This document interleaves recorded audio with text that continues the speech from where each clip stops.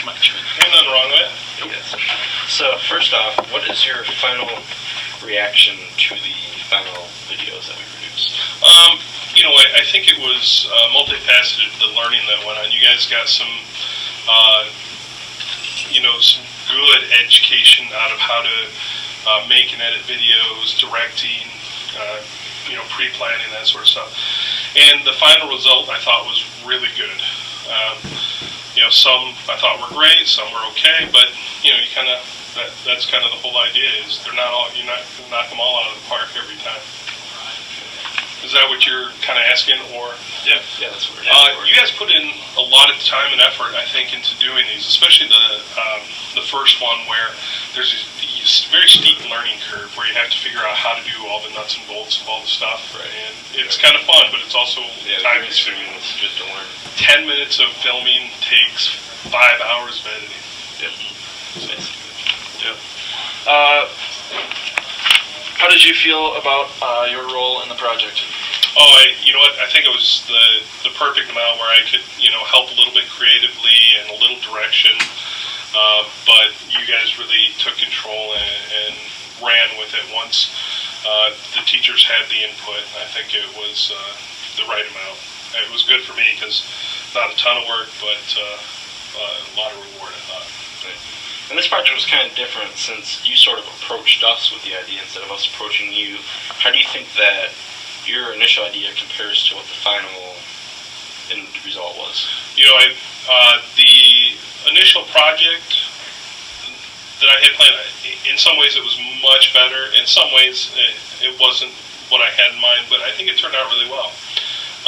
Looking back at it, I'd like to take another stab at shooting it with the original track of Mr. Misi. We didn't have that cut when we filmed the video portion of it, and I think if we went back and used that, it'd kill. It'd be awesome. Yeah, it would time together a lot better. Right.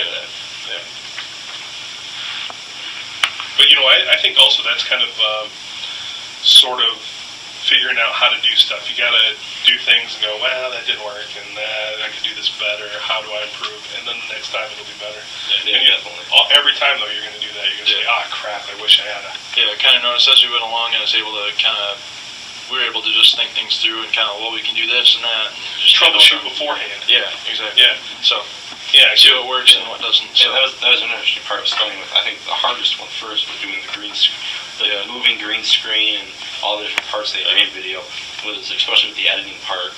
Did the hard one first. By the time we got to the rest of them, it was pretty simple. We knew the tricks, kind of. Yeah, so that was a interesting way.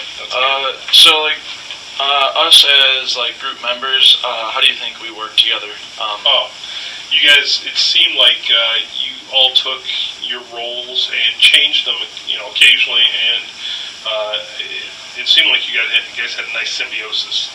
Worked together very nicely. Nobody was parasitic. It was more of a working together sort of thing. So I was really impressed and pleased with it.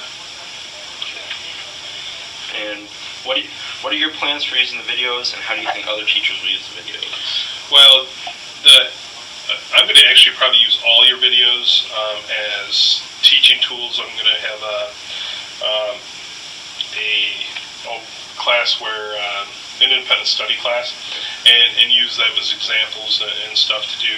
But when we talk about Iran for comparative government, definitely going to use it there.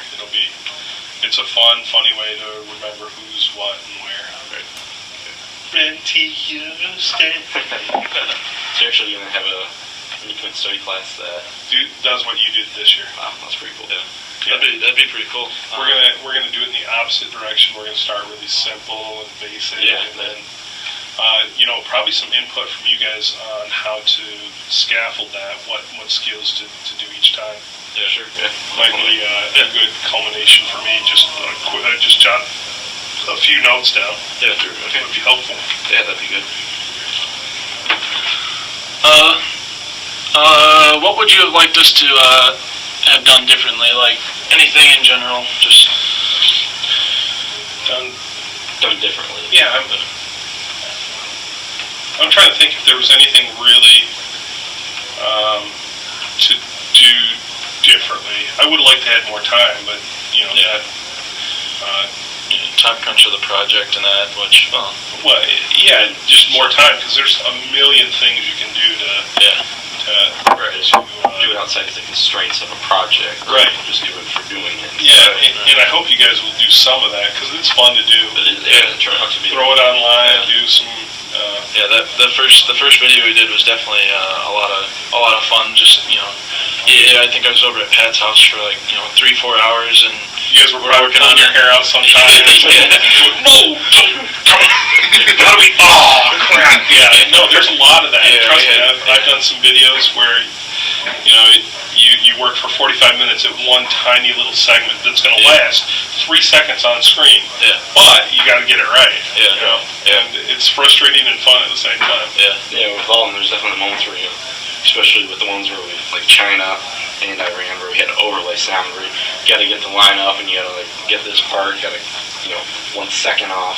Oh yeah, no, and it throws the whole thing off, and it looks idiotic. Yeah, I agree. Yeah. But that's the fun fiddle. There's also just times we're just watching and just cracking up. I can't believe that. Yeah. Actually. Right. Going on. Right. That's good. Yeah. Okay. How much of an educational value and help do you think these videos will be? Going back to the one thing I'd like to see done is subtitles. Okay. On the Iran video. Okay. And if you got the file, it shouldn't take that long. No. Because there's some concepts in there that I think are really good. Just talking about Iran in general. The Ayatollah, Ahmadinejad, let's see how long he's still in power. Yeah. So if he's not in power, then the video kind of goes a little by the wayside. And the Chinese video, I seriously think we're going to do that for exercise every day before class.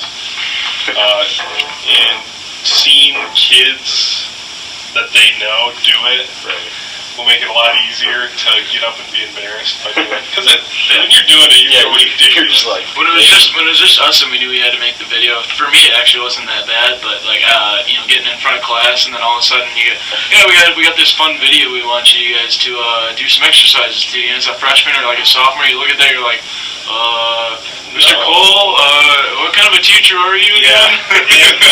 And because you don't want to look stupid, but when you see other people looking stupid, you're like, that's not so bad. we can look stupid, that's fine. We all look stupid. Most high school kids don't want to be standing around waving their arms around randomly to something crazy. The other thing I learned was how much of a difference. Like we had gym class over here, but yet they've got that over there. Different places at different. They do 15 minutes of or 10 minutes of exercise every morning. That's fun. That's pretty cool. How do you think technology is going to impact your teaching in the future? I think, just like anything else, it's going to be a tool that you use. It can't be the focus. If technology is the focus, then I think we've lost kind of the whole idea of school. But using it as a tool makes tons of sense. There's so many great ways to get your point across and keep kids interested and give them a project. Sometimes these projects, like the basic ones that you guys did, are good for learning's sake because you have to understand the concept before you can make a good video about it. And that's why I do that sort of thing in there. I think technology can be helpful, but I also see it as a double-edged sword. There are some times where technology takes over, and it's technology for technology's sake. Kids in class using technology in a manner that doesn't help their education in the way I want, but it might work in the long run. I don't know. And as part of this project, we each had to do a research paper that was somehow relatable to our service project. Right. So I kind of took the angle of technology in the classroom. I found a lot of stuff a lot of conflicting information where some people said it's a major distraction, that it'll just get misused, or it takes something out of the learning experience that will make it worse. And there's a lot more data that says that it'll really change how we learn, and it'll increase everything will Well, scores across the board. The current model we have isn't like I would like to see a one-to-one, and I've done a lot of research on one-to-one. But one-to-one requires a classroom that doesn't look like the classroom that people want to see when they walk in. A one-to-one is 8 groups or 16 people or whatever working on a project, furthering their knowledge in depth on an area rather than trying to get a little bit of knowledge of everything. Right. You know? So the paradigm of the education system, the way we have it, makes it difficult to go to use the one-to-one. That the smart board fits into that paradigm, and that's why a lot of people are all excited, because it's a board on the front I can point to, rather than it doesn't look like education's going on sometimes to laymen when they walk into a classroom and they see kids laughing and high-fiving, but they're like, oh, you know what we can do? Let's get Ortiz. We'll put a beard on him. He'll be Ahmadinejad. And, you know, you get excited about something, then you want to learn more about it and figure out. Yeah, and so it can be used in a very positive way. And that's the way I like to teach is, hey, guys, here's a big idea. Let's figure out how to learn it. You know, technology is something I'm going to make a requirement next year is to follow me on Twitter. Even if you don't have a Twitter account, you got to make one and follow me so that when I tweet out a news story, you know, because when I'm online, I'm like, oh my gosh, that's cool, tweet. And then everybody's got that news story, then I'll give you 2 days to write a brief on it. So, you know, I think could be very positive, and you could use it. You could go the other way, like, all right, kids, here's some laptops. I'm going to take a nap, get to work, I'm a summer on you know. Right, yeah. So, you're saying that for it to work, we need to change the model, basically. Yeah, it might not have to be a foundational change, but we have to be willing. Well, one of the big problems with education is the fear of failure. Right.